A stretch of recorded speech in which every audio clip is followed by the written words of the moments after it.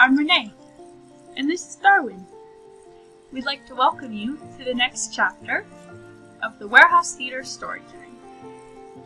Tonight I'll be reading for you Mike Mulligan and His Steam Shovel, with story and pictures by Virginia Lee Burton. Are you ready to read? Okay, lay down.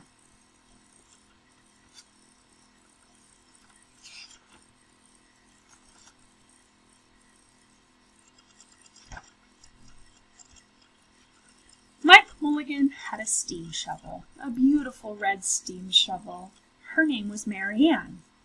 Mike Mulligan was very proud of Mary Ann. He always said that she could dig as much in a day as 100 men could dig in a week, but he had never been quite sure that this was true. Mike Mulligan and Mary Ann had been digging together for years and years. Mike Mulligan took such good care of Mary Ann she never grew old. It was Mike Mulligan and Mary Ann and some others who dug the great canals for the big boats to sail through. It was Mike Mulligan and Mary Ann and some others who cut through the high mountains so that trains could go through. It was Mike Mulligan and Mary Ann and some others who lowered the hills and straightened the curves to make the long highways for the automobiles. It was Mike Mulligan and Mary Ann and some others who smoothed out the ground and filled in the holes to make the landing fields for the airplanes. And it was Mike Mulligan and Mary Ann and some others who dug the deep holes for the cellars of the tall skyscrapers in the big cities. When people used to stop and watch them, Mike Mulligan and Mary Ann used to dig a little faster and a little better. The more people stopped, the faster and better they dug. Some days they would keep as many as 37 trucks busy taking away the dirt they had dug. Then along came the new gasoline shovels, and the new electric shovels, and the new diesel motor shovels, and took all the jobs away from the steam shovels. Mike Mulligan and Mary Ann were very sad.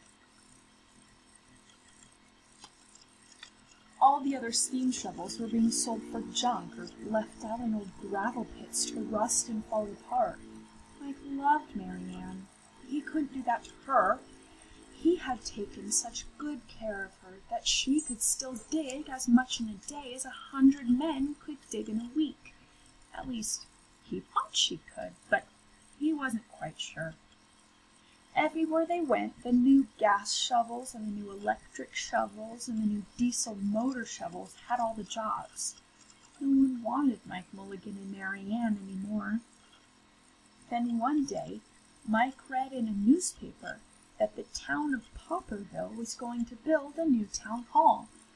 "We are going to dig the cellar of that town hall," said Mike to Mary Ann, and off they started. They left the canals and the roadways and the highways and the airports and the big cities where no one wanted them anymore, and went away out in the country.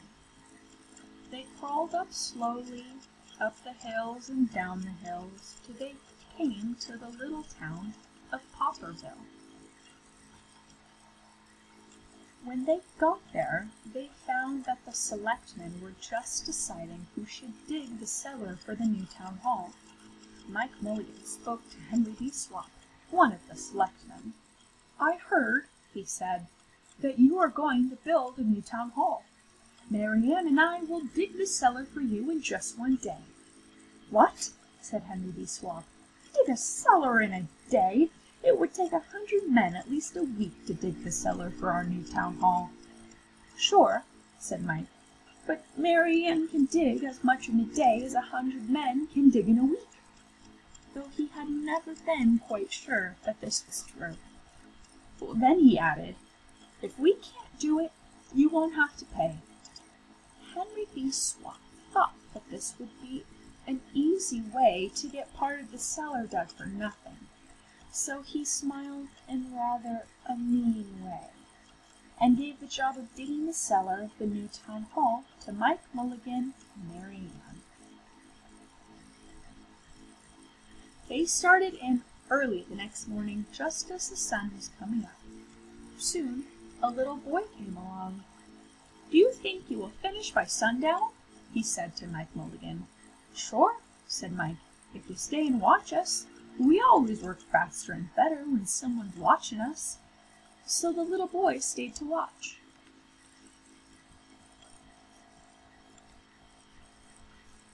Then Mrs. McGillicuddy, Henry B. Swap, and the town constable came over to see what was happening, and they stayed to watch. Mike Mulligan and Mary Ann dug a little faster and a little better. This gave the little boy a good idea. He ran off and told the postman with the morning mail, the telegraph boy on his bicycle, the milkman with his cart and horse, the doctor on his way home, and the farmer and his family coming into town for the day, and they all stopped and stayed to watch. That made Mike Mulligan and Mary Ann dig a little faster and a little better. They finished the first corner neat and square, but the sun was getting higher.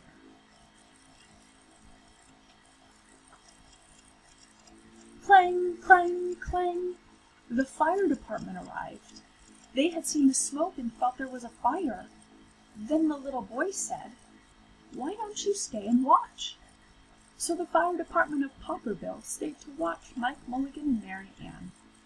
When they heard the fire engine, the children in the school across the street couldn't keep their eyes on their lessons. The teacher called a long recess and the whole school came out to watch. That made Mike Mulligan and Mary Ann dig still faster and still better. They finished the second corner neat and square, but the sun was right up in the top of the sky.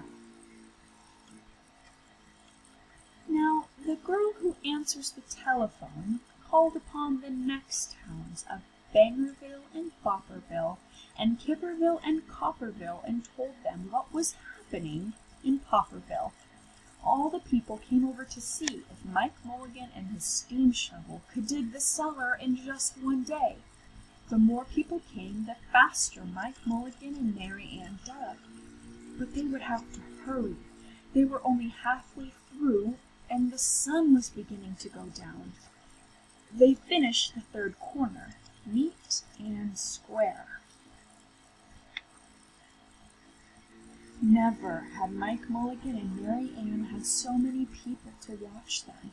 Never had they dug so fast and so well, and never had the sun seemed to go down so fast. "Hurry, Mike Mulligan!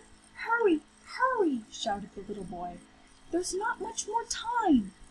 Dirt was flying everywhere, and the smoke and steam were so thick that the people could hardly see anything. But listen! Bing, bang, crash, slam! Louder and louder, faster and faster.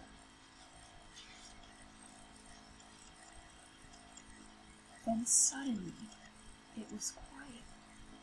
Slowly the dirt settled down, the smoke and steam cleared away, and there was the cellar, all finished. 4 corners, neat and square, 4 walls, straight down, and Mike Mulligan and Mary Ann at the bottom, and the sun was just going behind the hill. "Hooray!" shouted the people. "Hooray for Mike Mulligan and his steam shovel! They have dug the cellar in just one day!" Suddenly, the little boy said, "How are they going to get out?" "Well, that's right," said Mrs. McGillicuddy to Henry B. Swap. "How is he going to get his steam shovel out?" And Henry B. Swap didn't answer, but he smiled in rather a mean way. Then everybody said, "How are they going to get out? Hi, Mike Mulligan, how are you going to get your steam shovel out?" And Mike Mulligan looked around at the 4 square walls and 4 square corners, and he said, "We've dug so fast and we've dug so well that we've quite forgotten to leave a way out." Nothing like this had ever happened to Mike Mulligan and Mary Ann before, and they didn't know what to do. Nothing like this had ever happened before in Popperville. Everybody started talking at once, and everybody had a different idea, and everybody thought that his idea was the best.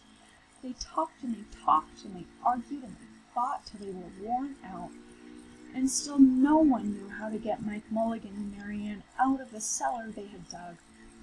Then Henry B. Swap said, "The job isn't finished because Mary Ann isn't out of the cellar, so Mike Mulligan won't get paid." And he smiled again in a rather mean way. And now the little boy, who had been keeping very quiet, had another good idea. He said, "Why couldn't we leave Mary Ann in the cellar and build the new town hall above her? Let her be the furnace for the new town hall, and let Mike Mulligan be the janitor. Then you wouldn't have to buy a new furnace, and we could pay Mike Mulligan for digging the cellar in just one day." "Why not?" said Henry B. Swap, and smiled in a way that was not quite so mean. "Why not?" said Mrs. McGillicuddy. "Why not?" said the town constable. "Why not?" said all the people. So they found a ladder and climbed down into the cellar to ask Mike Mulligan and Mary Ann. "Why not?" said Mike Mulligan. So it was decided, and everybody was happy. They built the new town hall right over Mike Mulligan and Mary Ann. It was finished before winter.